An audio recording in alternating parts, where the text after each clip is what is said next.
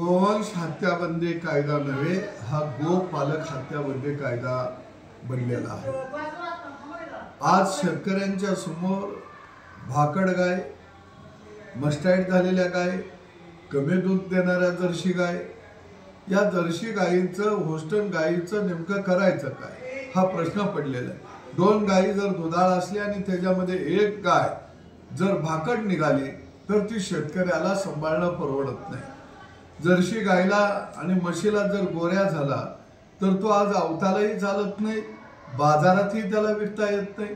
आणि म्हणून एका बाजूला शेतकरी कर्ज काढून दुधाचा धंदा उभा करत आहेत आणि त्याच्यावरती अनुत्पादक जनावर एक दोन जर भार म्हणून पडलं तर तो धंदा निश्चितपणाने त्याचा तोट्याचा होत आहे। आणि गोरक्षक हे जनावर बाहेर विकायचं म्हणलं तर रस्तोरस्ती अडवत आहेत, खंडणी बहादर बनून खंडण्या गोळा करत आहेत आणि याचा फटका निश्चितपणाने गावगाड्यातल्या शेतकऱ्याला बसत आहे। पूर्वी भाकड जनावराला 25,000 30,000 रुपये मिळायचे, त्याच्यामध्ये 20-25,000 रुपये घातलं की नवीन जनावर घेता यायचं।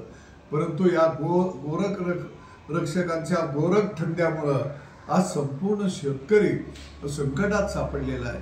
गोरक्षक हे नाही, हे गोभक्षक सगळे झालेले आहेत। आणि म्हणून आता शेतकऱ्याला पर्यायाने लढा देण्याशिवाय आम्ही नांगराचा फाळ हातामध्ये घेऊन या गोरक्षकांचा आता बंदोबस्त करणार आहोत, कारण ही लढाई शेतकऱ्याच्या अस्तित्वाची आहे, शेतकऱ्याच्या घामाची आहे।